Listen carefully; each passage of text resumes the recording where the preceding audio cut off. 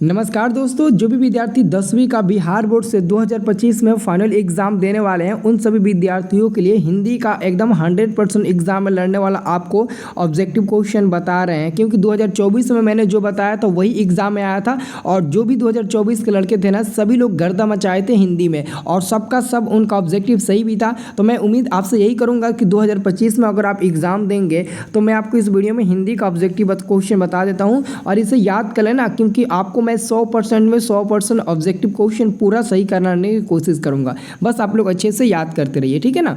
तो चलिए मैं आपको बताना स्टार्ट करता हूं, एक एक क्वेश्चन को बताता हूं और आप लोग लाइन बाय लाइन करके याद करते चलिए। पहला क्वेश्चन है अंबेडकर। अंबेडकर मतलब कि बाबा साहेब भीमराव अंबेडकर। तो अंबेडकर ने भारत की बेरोजगारी का प्रमुख एवं प्रत्यक्ष कारण किसे माना है? तो इसका सही जवाब हो जाएगा जाति प्रथा को माना है। ऑप्शन नंबर ए हमारा सही जवाब हो जाएगा, ठीक है। दूसरा नंबर क्वेश्चन है सभ्य समाज की आवश्यकता है। सभ्य समाज की आवश्यकता क्या है? तो श्रम विभाजन है, इसे याद रखना। सभ्य समाज की आवश्यकता श्रम विभाजन है। ऑप्शन नंबर ए सही उत्तर हो जाएगा।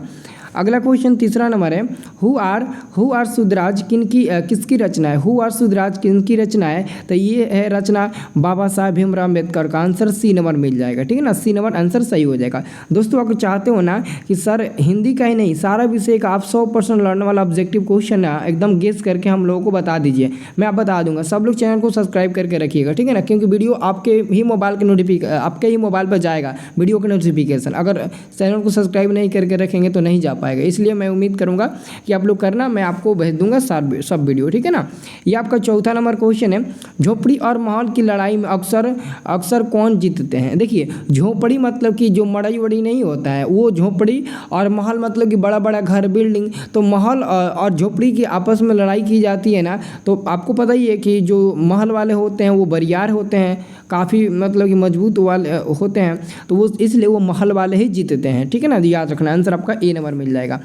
अगला क्वेश्चन है सच्चा भारत कहाँ बसता है? देखो सच्चा भारत आपको गांव में ही मिलेगा। अगर सच्चा भारत के लोगों को पहचान करना है तो आप गांव में चले जाइए, आपको पहचान मिल जाएगा, ठीक है। अगला क्वेश्चन है भारत से हम क्या सीखे? पाठगत की विद्या कौन सी है? तो भाषण हो जाएगा। ऑप्शन नंबर ए सही उत्तर हो जाएगा, भाषण। अगला क्वेश्चन है आपका 7 नंबर दूसरों के इशारों पर भटकने वाले लोगों को क्या कहते हैं? दूसरों के इशारों पर मतलब कि नहीं होता है कोई आपको चढ़ा दे, मतलब कि कोई चढ़ा कर झगड़ा करा दे और आप पीछे हट जाएंगे, तो वही होता है दूसरों के चढ़ाने पर, दूसरों के इशारे पर जो भटकने वाले लोग होते हैं ना उनको मूढ़ कहते हैं। आंसर आपका हो जाएगा ये सी नंबर। इसे याद रखना, बहुत इंपॉर्टेंट और टॉप क्वेश्चन है। यही सब क्वेश्चन एग्जाम में आता है। जैसे ये क्वेश्चन है मैक्स मुलर के पिता का नाम क्या था? तो विल्हेम मुलर नाम था, क्योंकि इस बार ना 2024 में पूछा गया था रामधारी सिंह दिनकर के पिताश्री का नाम पूछा गया था। तो इस बार हो सकता है कि मैक्स मुलर के पिताजी का नाम पूछे, क्योंकि गेस क्वेश्चन है तो इसे याद करना तो फरता आपको बनता है ना, तो याद कर लीजिएगा। और ये देखिए ये क्वेश्चन है कॉट और केन का जर्मन भाषा में अनुवाद किसने किया था? अगर ये क्वेश्चन नहीं भी याद ना इसका आंसर दे सकते हो, क्योंकि आपको पता है जर्मन से नाम याद आता है कि मैक्स मुलर जी जो है ना वही होंगे, क्योंकि मैक्स मुलर का जन्म जर्मनी में हुआ है, मतलब कि पालन पोषण सब इनका जर्मनी में हुआ है, जन्म जर्मनी में हुआ है, तो जर्मन भाषा भी जानते होंगे, इसलिए इन्होंने कट और केन का जर्मन भाषा में अनुवाद किया था अपनी भाषा में। ओके, याद रखना। अगला क्वेश्चन है परंपरा का मूल्यांकन के रचनाकार कौन है? देखिए परंपरा का मूल्यांकन पाठ के रचनाकार जो है ना लेखक वो है रामविलास शर्मा। आंसर याद रखना, ऑप्शन नंबर ए सही उत्तर हो जाएगा। अगला क्वेश्चन है एक पतंग अनंत में किन की रचना है? एक पतंग अनंत में ये रचना है अशोक वाजपेयी जी का। अशोक वाजपेयी जी का ये रचना है। ऑप्शन नंबर आपका डी नंबर सही जवाब होगा। और अगला क्वेश्चन है अशोक वाजपेयी जी का जन्म कब हुआ था? तो याद रखना, डेट के साथ आपको सन भी याद रखना है। 16 जनवरी 1941 ईस्वी में अशोक वाजपेयी जी का जन्म हुआ था। 16 जनवरी 1941 ईस्वी में अशोक वाजपेयी जी का जन्म हुआ था। तो आंसर आपका मिल जाएगा यहाँ पर 12 का, ऑप्शन नंबर बी हो जाएगा। अगला क्वेश्चन आपका 13 नंबर मछली शीर्षक पाठ के लेखक कौन है? मछली शीर्षक पाठ के लेखक, तो मछली पाठ के जो लेखक है वो है विनोद कुमार शुक्ल जी। ऑप्शन नंबर आपका सी नंबर हो जाएगा, विनोद कुमार शुक्ल मछली शीर्षक पाठ के लेखक है। अगला क्वेश्चन है गुरु नानक कौन थे? तो आपको पता है ना गुरु नानक ना सिख संप्रदाय के मतलब के प्रथम गुरु थे। तो यहाँ पर दोस्तों ऑप्शन नंबर ए में 10वें गुरु दिया है ना, तो नहीं होगा, लेकिन ऑप्शन नंबर बी में दिया है सिखों के प्रथम गुरु, प्रथम मतलब कि पहला गुरु। तो सिख संप्रदाय के पहला गुरु हैं ये गुरु नानक, ठीक है ना। और 10वें गुरु पता है कौन है? गुरु गोविंद सिंह है, जिनका जन्म बिहार राज्य की राजधानी पटना में हुआ है। आपको पता होना चाहिए, वो भी एग्जाम में आता है। अगला क्वेश्चन है, जपू जी किसकी रचना है? तो ये गुरु नानक की है ना, गुरु नानक की है। ऑप्शन नंबर आपका सी नंबर हो जाएगा। अगला क्वेश्चन है, नाखून क्यों बढ़ते हैं? हिंदी की कौन विद्या है? नाखून क्यों बढ़ते हैं? ये देखिए निबंध है, नाखून क्यों बढ़ते हैं, ये आपका निबंध है। बट दोस्तों निबंधों में निबंध होता है, तो ये कौन सा निबंध है? तो ये ललित निबंध है।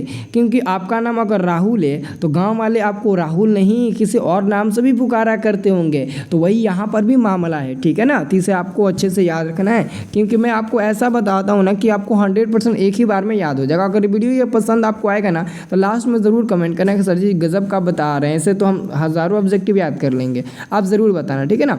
अगला क्वेश्चन है, बिरहा लीला किसकी रचना है? तो अगर आपको ये भी क्वेश्चन नहीं याद है ना तो इसका आंसर बता सकते हैं, क्योंकि बिरहा लीला, लीला का मतलब होता है कृष्ण लीला। कृष्ण लीला आप लोग मतलब कि इस पर प्रभावित आप लोगों को मतलब फोकस होगा। तो ये पता है किसका है? तो रस खान जी का है। क्योंकि हम लोग पाठ में पढ़े हैं कि जो रस खान जी थे ना वो मुस्लिम थे, लेकिन वो मुस्लिम होते हुए भी भगवान श्री कृष्ण के बहुत बड़ा भक्त थे, इसलिए बिरहा लीला रस खान जी की रचना है।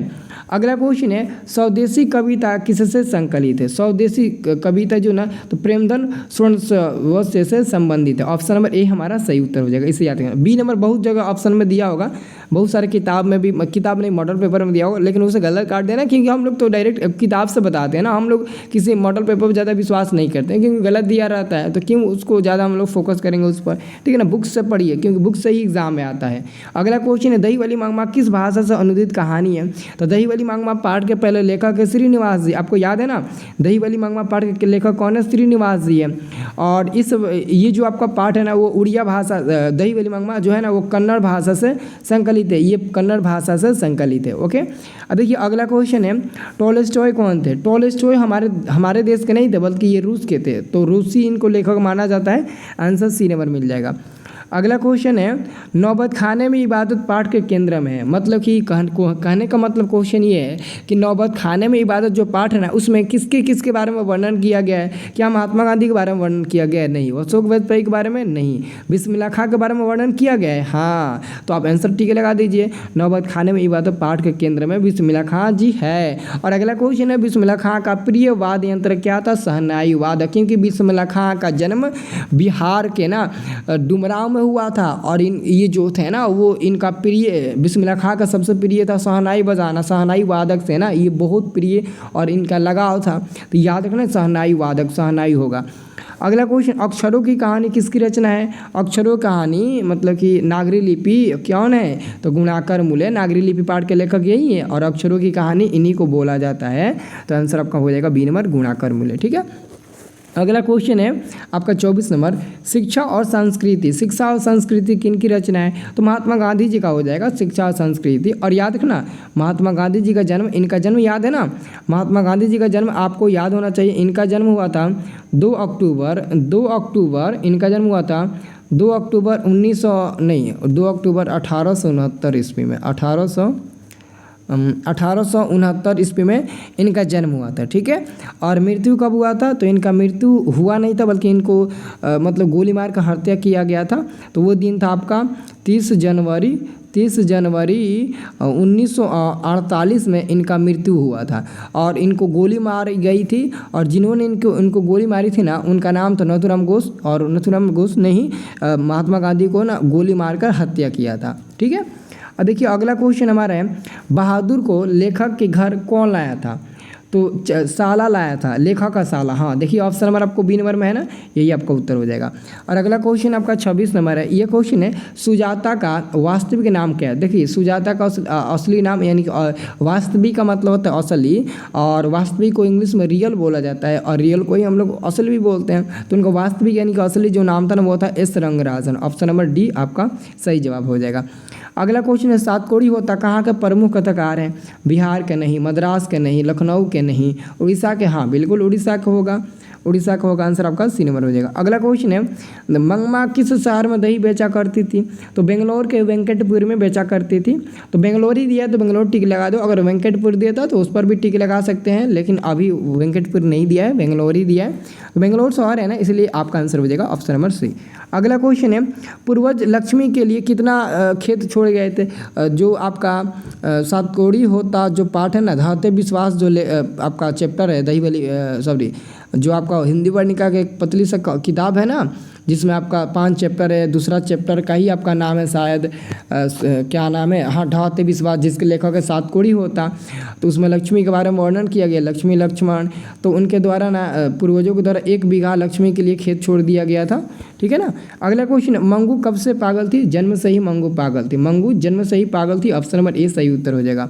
अगला क्वेश्चन है, गुरु नानक की भेंट किस मुगल बादशाह से हुई थी? तो बाबर से हुआ था। याद रखना, जहांगीर बहुत लोग देंगे, गलत काट देना, आप बाबर याद रखना। बाबर साबर डाबर दुका दुका होता है जी, आपको पता होना है ना। अब देखिए, लेकिन बाबर का नाम याद रखना, ठीक है ना, क्योंकि उससे हमको 1 नंबर मिलेगा। अगला क्वेश्चन है, मछली शीर्षक पाठ साहित्य की विद्या कौन सी है? तो कहानी है। मछली जो आपका पाठ है ना, जिसके लेखक विनोद कुमार शुक्ल जी, वो आपका क्या है? तो कहानी है।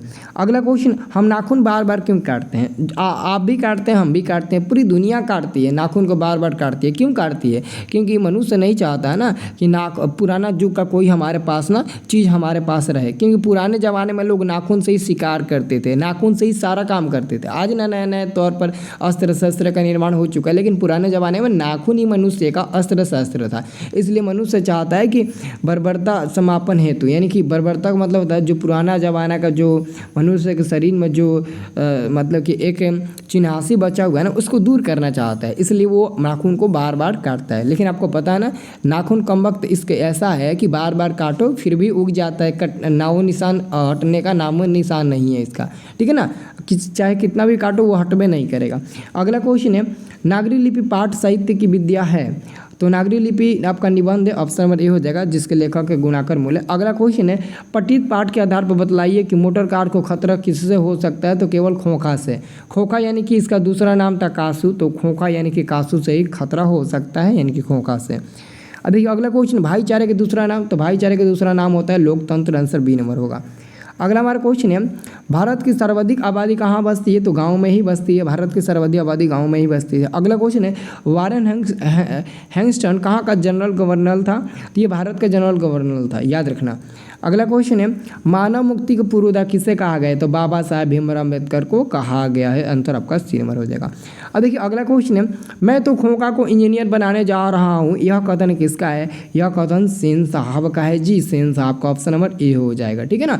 तो अब ईमानदारी से बताइए कि आप लोगों ने 40 में से कितना ऑब्जेक्टिव पहले से याद किए होंगे, मतलब कि याद था आपको पहले से? ईमानदारी से, अगर ईमानदारी है ना तो आप पक्का एग्जाम में 440 प्लस नंबर लाएंगे, मैं आपको मतलब कि दावे के साथ कहता हूँ। तो ईमानदारी से बताइए आपको कितना प्रश्न याद था, ज़रूर कमेंट करके बताना, ताकि मैं भी देखता हूँ कि कितने लोग कमेंट करते हैं और कितने लोगों का नंबर 440 प्लस के आ सकता है, ठीक है ना। ज़रूर कमेंट करके आप लोग हमें बताना है, ठीक है ना। वीडियो देखने के लिए बहुत बहुत शुक्रिया, दिल से धन्यवाद। भगवान से विनती करूँगा आप बहुत अच्छे करें, एग्जाम में अच्छे नंबर लाएँ।